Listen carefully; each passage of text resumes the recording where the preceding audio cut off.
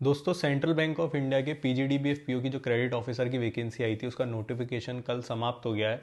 1,70,000 इनकी form filling जो है वो क्रॉस कर गई थी। तो इस वीडियो के अंदर काफ़ी सारे बच्चे कल से ये क्वेश्चन पूछ रहे थे कि सर इसका जो एग्ज़ाम लेवल रहेगा वो क्या रहेगा, ये आईबीपीएस पीओ के जैसा मेंस का एग्ज़ाम लेवल आता है वो आता है या उससे थोड़ा ईजी आता है, क्योंकि इसके अंदर प्रीलिम्स मेंस नहीं होता है, सीधा एक ही पेपर होता है। तो देखो एक चीज़ मैं आपको बता दूं कि जिन बच्चों ने आईबीपीएस पीओ का प्रीलिम्स पहले क्लियर कर रखा है और मेंस जिनका हर बार अटक जाता है कहीं ना कहीं से, उनके लिए या जिन्होंने क्लरिकल का भी प्रीलिम्स क्लियर कर रखा है उनके लिए ये बहुत बड़ी गोल्डन अपॉर्चुनिटी है कि जो वहाँ का जो लॉट ऐसा जो सेलेक्ट नहीं ले पाता, अब यहाँ पे उनको सिलेक्शन का चांसेस ज़्यादा बन जाता है। क्यों बन जाता है?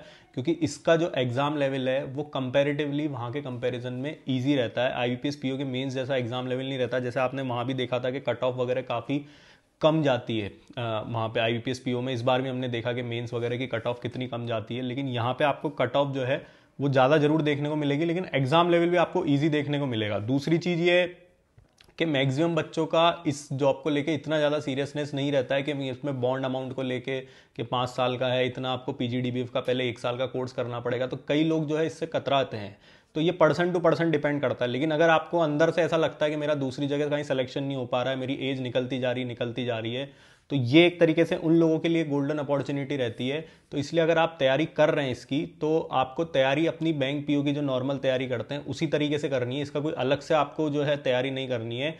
अगर आप उसकी तैयारी करेंगे तो आपका ये वाला पेपर जो है वो धीरे धीरे निकल जाएगा। ये आप परिधि के साथ मैंने टॉपर टॉक डाला था, उसने पीजीडीबीएफ पीओ के थ्रू क्लियर किया था और पहले उसने आईपीएस क्लर्क क्लियर कर रखा था। तो उसने उस वीडियो के अंदर बहुत ढंग से बताया कि कैसे उसका दूसरा एग्जाम जो क्लियर करने पड़ते थे और इस एग्जाम को क्लियर करने में इनका जो एग्जाम लेवल वगैरह था वो कितना ज़्यादा जो है वो डिफर कर जाता है कई बार। कि जहाँ पे वो बच्चे जहाँ पे आईबीपीएस में सिलेक्शन नहीं ले पाते हैं वो पीजीडीबीएफ के थ्रू सिलेक्शन ले जाते हैं। तो ये एक छोटा सा वीडियो मुझे आपको मोटिवेट करने के लिए बनाना था कि जो बच्चे सीरियस हैं उनके लिए बहुत बड़ी गोल्डन अपॉर्चुनिटी है। और किसी बच्चे को अगर इतना कॉन्फिडेंस है कि मैं 5 साल में कोई ना कोई दूसरा पेपर निकाल ही लूंगा तो मैं इस जॉब के अंदर क्यों जाऊं, तो फिर उन लोगों के लिए ये चीज़ नहीं है। ये मैं स्पष्ट पहले ही बता देता हूँ, क्योंकि ये चीज़ तो इसका बहुत बड़ा ड्रॉबैक है कि इतना बड़ा बॉन्ड अमाउंट, इतनी बड़ी फीस लेके और फिर ये आपको सेम उसी लेवल की जॉब दे रहे हैं जो एक आईबीपीएस पीओ में मिलती है। बस यहाँ पे एक क्रेडिट ऑफिसर उसको नाम दे दिया गया है।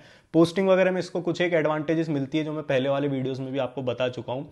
और इसके अलावा आपको और कोई डाउट है तो नीचे कमेंट बॉक्स में टाइप करें और हमारे चैनल को लाइक शेयर सब्सक्राइब करें। आप लोग का बहुत बहुत धन्यवाद।